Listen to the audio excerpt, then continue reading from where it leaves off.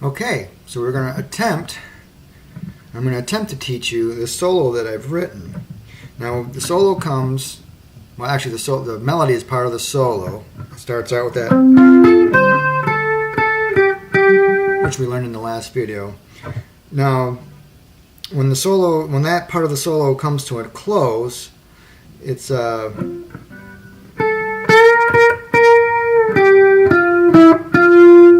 that's where the ad-lib part starts. And it starts with a run, which is basically just a scale. You're playing a C scale, but you're skipping this note. We're just going to skip that last note and go right to the C. And we're going to hit that 3 times.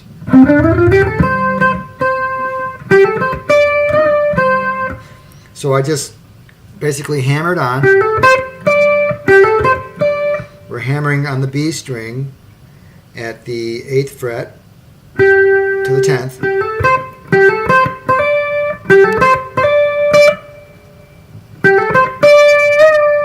We're bending that slight bend.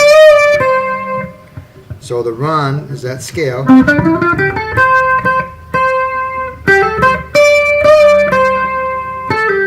And carry it down. So that first section of the solo goes like this. Okay, not like that. That's how you don't play it. Here's how you're going to play it.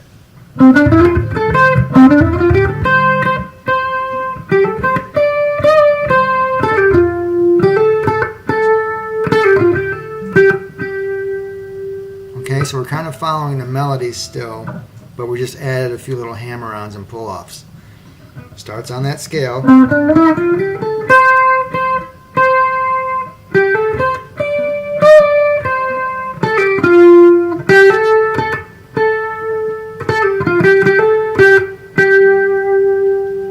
Okay, that's the first part of the solo. Now after that, I've got some little trills I want you to do. They might sound hard, but they're really not. And they're basically just hammer-ons and pull-offs. And you start in that.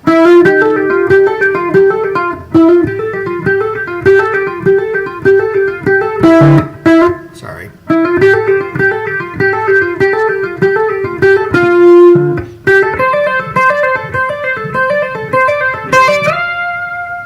You're going up to the 13th fret there on the E string.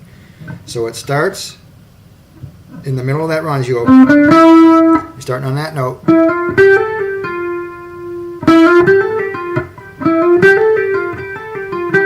Now I'm only picking the B string once and hammering up, and a hammer-on is simply playing that note. I'm not even picking it.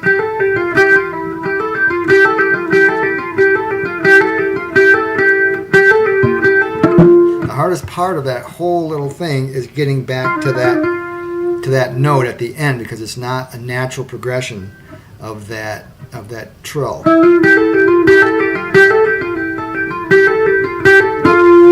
Because you're actually having to go from this string to this string on that same note with your other fingers already occupied. So you got to kind of flip your ring finger down there real quick. And then the next trill starts on the next string up on the B string, and it's just trilling on the 8th and 10th frets. Hammer-ons and pull-offs.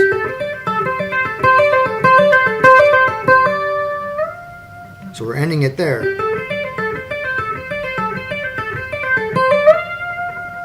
Okay, so that's the solo so far.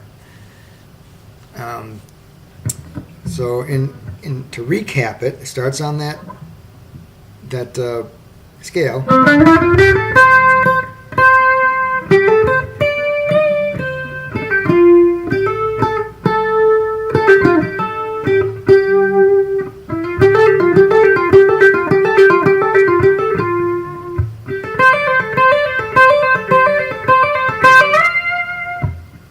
Okay, so that's the solo, and then there's one final little run at the very end to kind of close the solo down.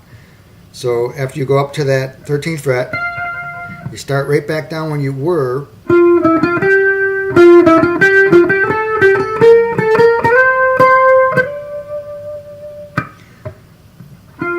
So it starts at the 10th fret on the G string, and it goes down a half step, then up to the B string, and then it starts on that G string again, and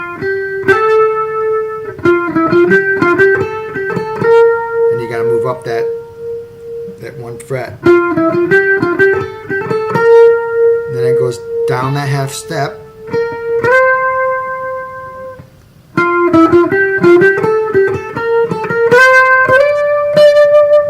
that's where it ends, and then right from that note it goes back into the intro.